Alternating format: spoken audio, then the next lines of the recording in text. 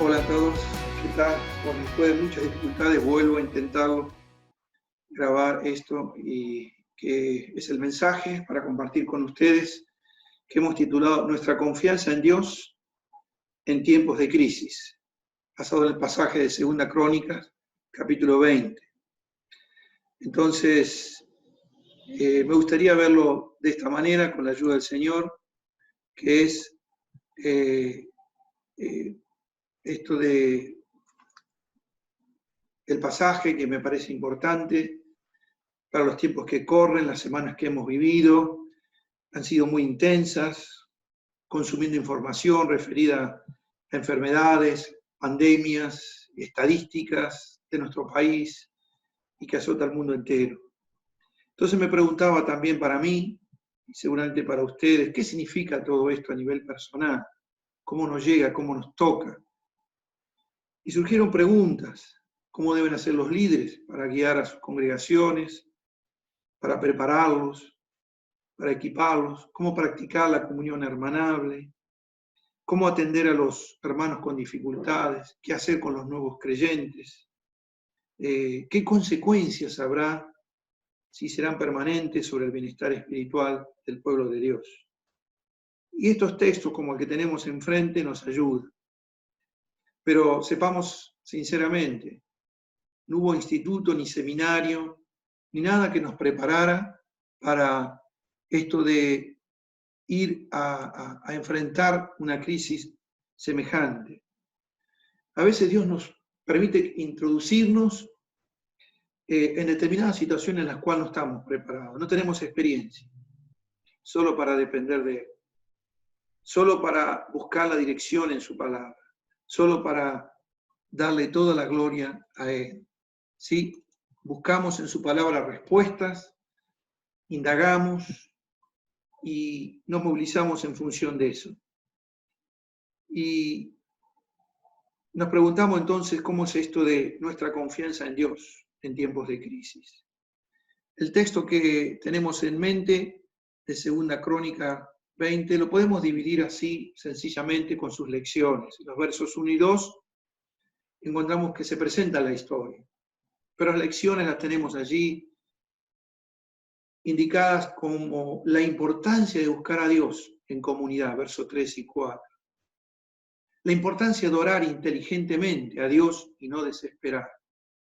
La importancia de entender qué es la confianza. Y la importancia de orar y alabar siempre a Dios. Estas son lecciones para nosotros. Y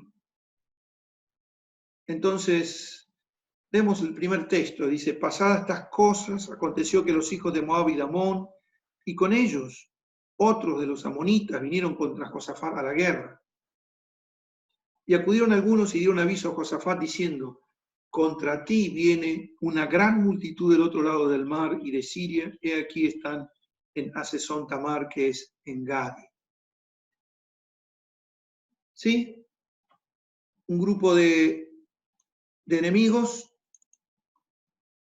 se cernía entonces sobre el pueblo, allí en Gadi. Le declaran la guerra al pueblo de Dios. En Gadi estaba allí marcado en el botoncito rojo, unos 30 kilómetros al sur de Jerusalén, sobre el Mar Muerto, y en un valle. Llegan las noticias al palacio y acuden al rey diciendo, bueno, esto es lo que pasa, ¿qué vas a hacer? Toda la ciudad convulsionada. Y lo grave es que ya habían entrado en territorio nacional. Estaban cerca, estaban a las puertas, a un día de marcha nada más. El rey Josafat fue un buen rey. Dice la Biblia que hizo lo bueno ante los ojos de Dios. Fueron tiempos buenos estos de Judá. Vivía con el reino del norte con una convivencia pacífica y de tolerancia política. Sus reformas religiosas, morales, civiles, a nivel de infraestructura, hicieron que la vida del pueblo fuera un poco mejor. Fueron tiempos del ministerio de Elías y Eliseo. Posibilidad de una guerra, sí, había. De hecho, había fortificado las ciudades del norte Pero la confrontación bélica llegó y la guerra era posible, inesperada, no deseada. Pero el temor no era tanto por la guerra, que sí causaba incertidumbre por su secuela de desgracias, su desplome económico, la larga lista de muertos y heridos, ausencias a llorar en forma permanente, seres queridos que partieron, epidemias. El tema es que ellos estaban en inferioridad numérica, en soldados, en armamentos. Toda guerra es horrible. Sus consecuencias son incontrolables. Esta perspectiva de un nefasto suceso despierta incertidumbre y temor en el pueblo. Es vista como una verdadera desgracia, ¿sí? Allí están, pero la guerra está ahí, a las puertas de la nación. Era inevitable el enfrentamiento con tremendos enemigos en una alianza poderosa y superadora a nivel del ejército. ¿Qué hacer? ¿Dónde buscar ayuda? ¿A quién acudir en auxilio? ¿Sí? Esto es lo que ellos tenían. Y muy cerca de la ciudad estaba Engadi, sobre el Mar Muerto, todo ese territorio al desierto. Allí el ejército acampaba. Y se podía ver su avance. Hacían eco las palmeras de este ejército. ¿Qué hacer cuando no sé qué hacer? ¿Sí? Es tremendo. La respuesta a estos interrogantes están en el mismo texto inspirado. Pero Engadi va a ser el valle de la decisión, donde el débil se hace fuerte, donde ahí los hombres se ven y las mujeres de Dios se ven como realmente son. Tenemos que entenderlo. Es nuestro valle, nuestro lugar. Es en las crisis donde se ve la clase de personas que realmente somos. La primera lección es la importancia de buscar a Dios en comunidad. Dice que Josafat tuvo temor y humilló su rostro para considerar a Jehová e hizo pregonar ayuno a todo Judá. Y se reunieron los de Judá para pedir socorro a Jehová, y también de todas las ciudades de Judá vinieron a pedir ayuda a Jehová. Esta escena nos moviliza. Sí, claro que sí. Ahí encontramos a todo un pueblo con su líder buscando a Dios. Es un tiempo para mirar a Dios en comunidad. Unos a otros nos alentamos en busca de nuestro Dios. Es mejor enfrentar cualquier crisis juntos que separados. Esto nos enseña. Es imprescindible depender de Dios, pero qué bueno es hacerlo juntos. Nuestras crisis pueden tomar muchas formas, hermanos. Un desconsuelo por una situación inesperada y contradictoria que nos estrangula. Sentirnos cercados por todos lados ante una experiencia de injusticia. Presionados o rechazados por ser creyentes fieles, falta de trabajo, escasez de recursos para sostén familiar, largas enfermedades inexplicables, peligros derivados de la inseguridad en las calles, violencia verbal o física en nuestro entorno inmediato, en el hogar, quizás, guerras de las cuales es difícil escapar, conflictos por falsos hermanos, amenazas de incrédulos que desprecian a Dios y su palabra. Nuestra realidad hoy es el coronavirus. Ha tomado desprevenido muchas naciones. Muchas autoridades gubernamentales se han visto sorprendidas, pero el pueblo de Dios no debe ser así. Tenemos recursos para fortalecernos, aun cuando no haya remedios ni vacunas eficaces. Dios nos ha dado recursos. Allí, esta cuarentena nos lleva al reducto familiar. Es allí donde el creyente puede disfrutar de la comunión y de la edificación mutua. Quedarse en casa, como aquellos discípulos de Hechos 2:46 de la iglesia primitiva. Dicho sea de paso, es bueno saber la historia de la iglesia, saber cómo enfrentaron los creyentes cuestiones similares a lo largo de la historia. Aquellas experiencias tan distantes de nosotros nos alientan porque nos afirman en lo esencial. ¿Qué cosa? Que no necesitamos de muchas cosas adicionales, ni de gran infraestructura, ni de cultos especialmente preparados. ¿Para qué? Para disfrutar de la comunión con Dios y los suyos. Es lindo habitar los hermanos juntos en armonía. Pero la realidad nos ha empujado a nuestros hogares, al reducto familiar, que es el núcleo más fuerte. En pequeños grupos encontramos el descanso que nos conforta como un anticipo del cielo.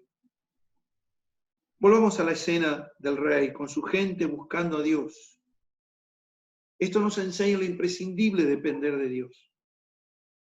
Dios debe ser buscado en primer lugar, en segundo lugar y en último lugar, siempre. Pero también la importancia enorme de pertenecer a una comunidad en tiempos de crisis. Te pregunto, ¿eres parte de la iglesia de Cristo? No te pregunto si asistes a la iglesia, a las reuniones. Te pregunto si eres parte del cuerpo de Cristo. ¿Llegaste a ser un hijo de Dios en su familia? ¿Valorás realmente al pueblo amado por Dios? Las naciones trabajan coordinadamente para derrotar esta pandemia. Nuestra reclusión doméstica parece ser una estrategia crucial para vencer al virus tan letal. ¿Acaso nosotros no haremos igual? ¿Dejaremos que la distancia geográfica, nuestra prolongada abstinencia de las reuniones cristianas nos desalienten? ¿Nos hagan flaquear en nuestra confianza en Dios? Les animo a honrar a Dios en esta oportunidad, confiando en Él como quizás nunca lo han hecho antes. Notemos una cosa interesante. Familias fuertes implican iglesias fuertes. Esto es muy bueno. Pero vayamos a otro punto, al siguiente, el 2. ¿Y qué nos dice? La importancia de orar inteligentemente a Dios y no desesperar.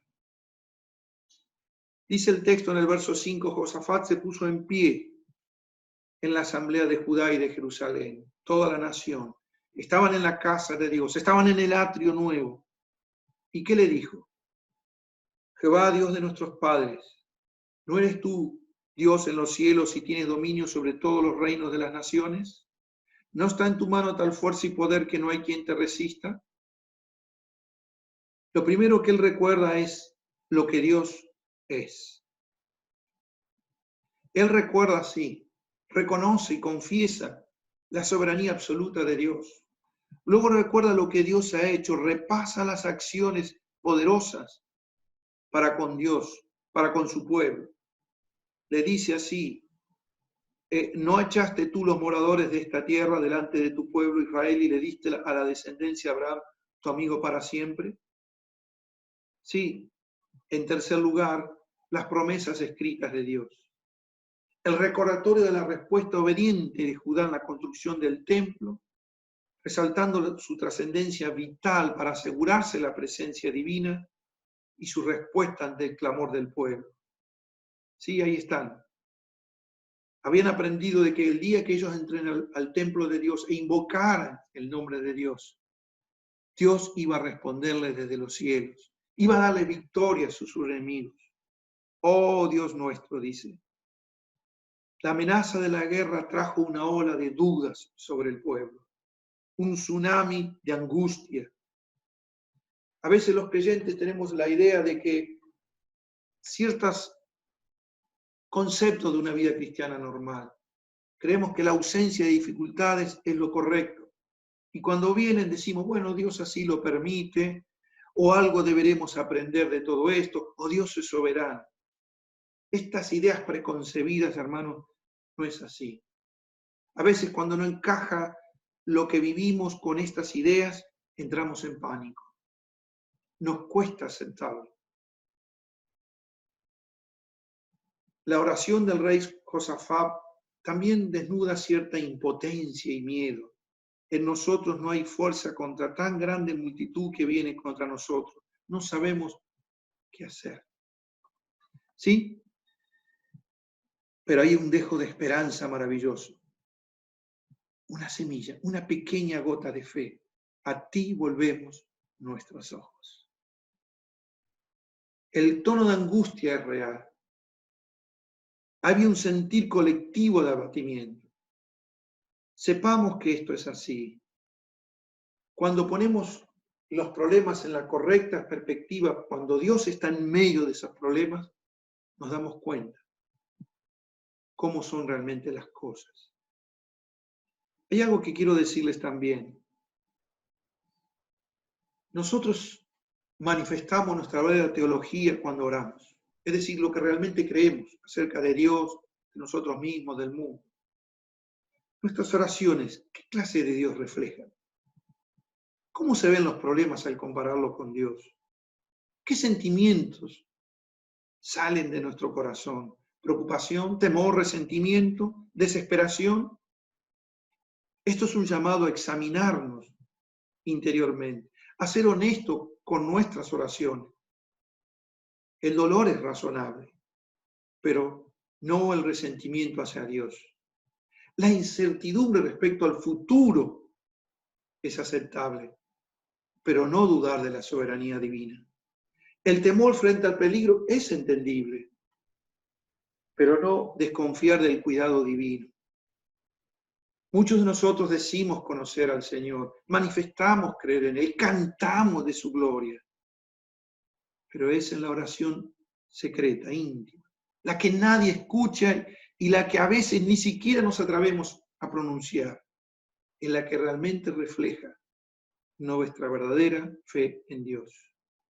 ¿Estamos alarmados? La amenaza existe.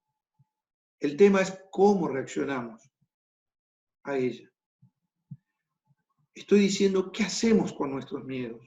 Nuestra sensación de impotencia, incluso ese resentimiento que por momentos nos invade. Debemos contarle a Dios nuestros sentimientos, nuestras emociones, decirle realmente lo que nos pasa.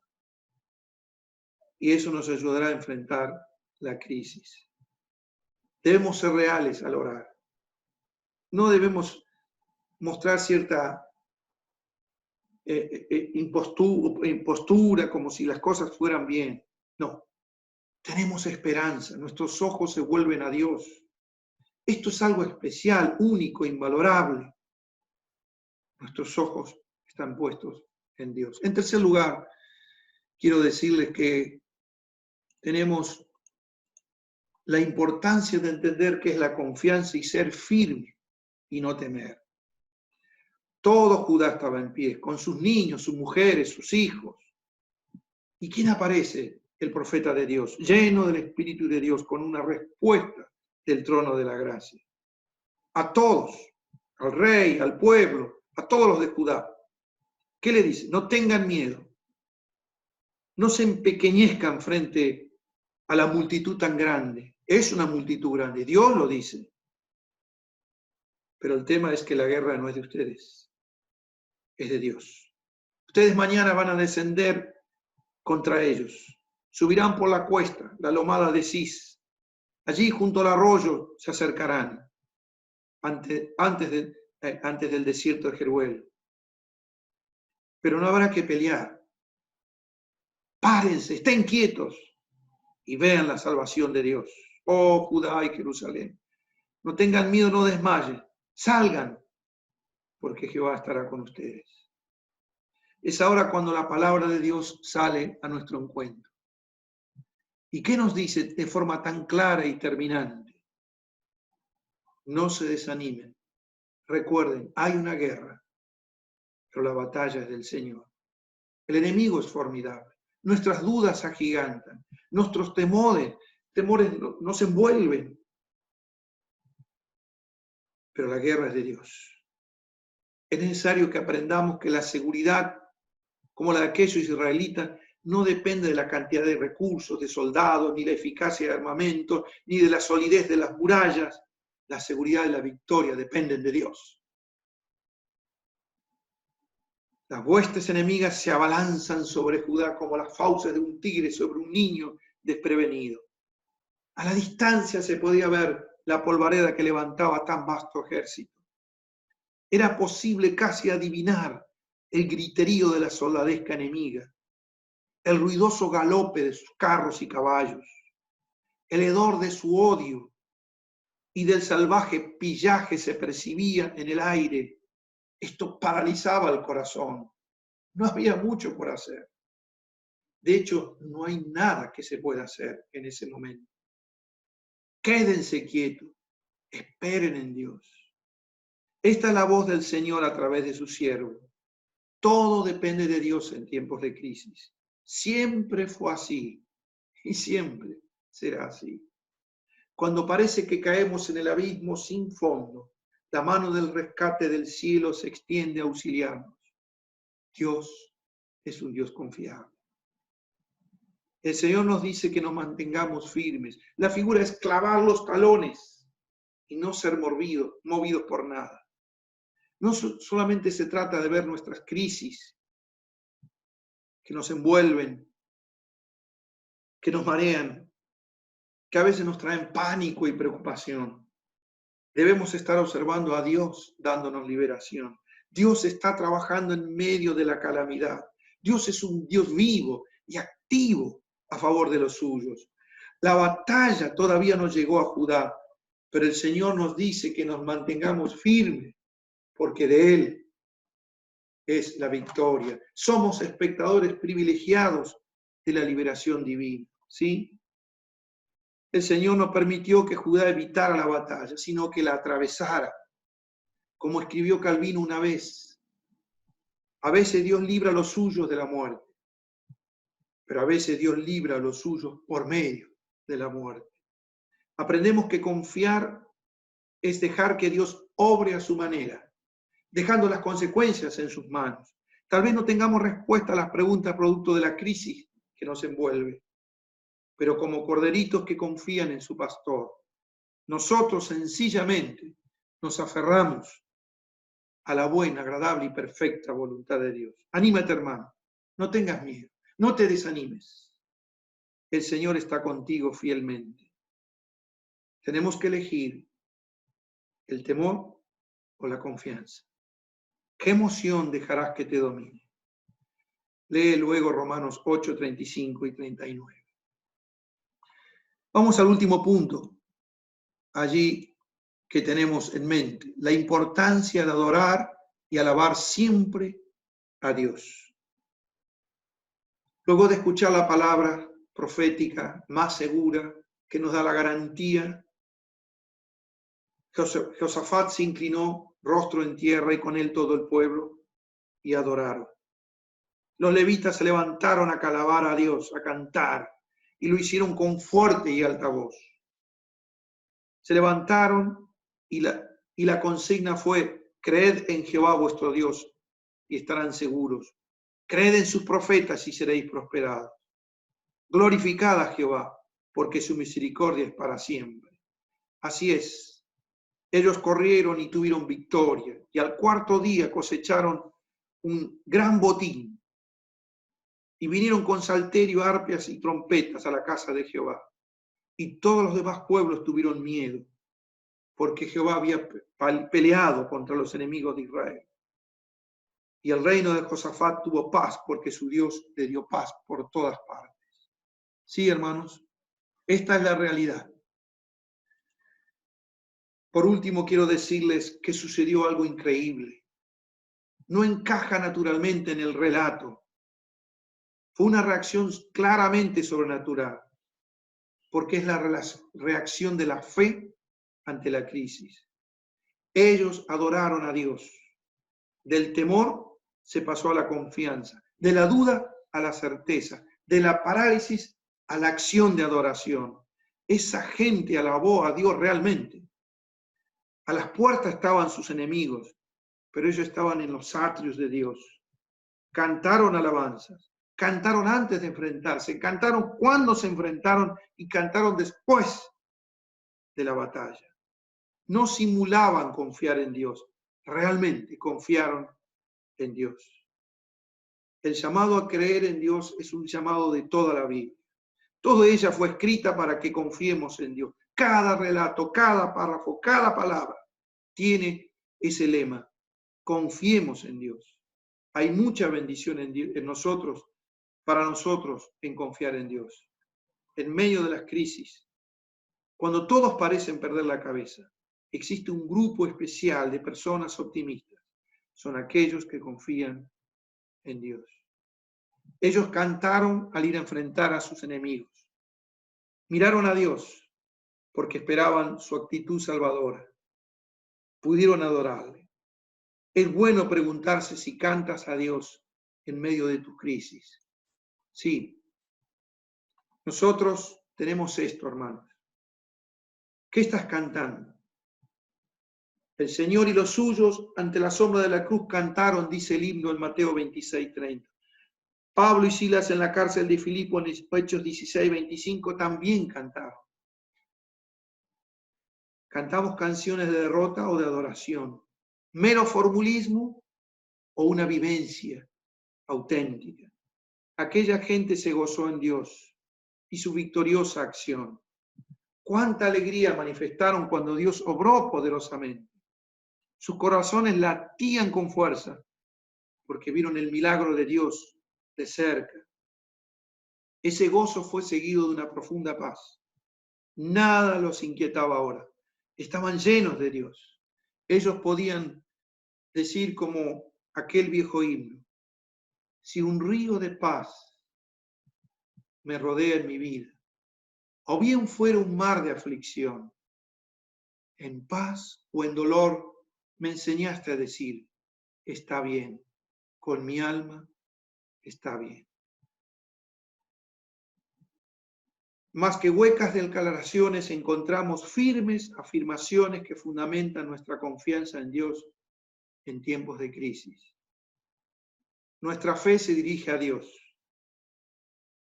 Alma cristiana, no dudes nunca de Dios, suceda lo que suceda. Nos dirigimos a Dios, a su carácter inmutable y misericordioso, a sus intervenciones milagrosas en nuestra vida, a su poder al contestar nuestras débiles oraciones, a su guía infalible frente a nuestras dubitativas decisiones, a su intenso deseo de bendecirnos, aun cuando no entendemos por qué nos pasa lo que nos pasa, a su despliegue restaurador ante nuestras caídas y fracasos, a su amor inalterable más allá de esta vida que nos llevará a su preciosa presencia para siempre. Esto es nuestro Dios en quien confiamos. Pregunto, ¿somos de los que confiamos en Dios o de los que retroceden con incredulidad? ¿Somos parte de la familia de Dios que confía en su Señor en tiempos de crisis? Alma cristiana, no dudes nunca, de Dios suceda lo que suceda. Que el Señor les bendiga.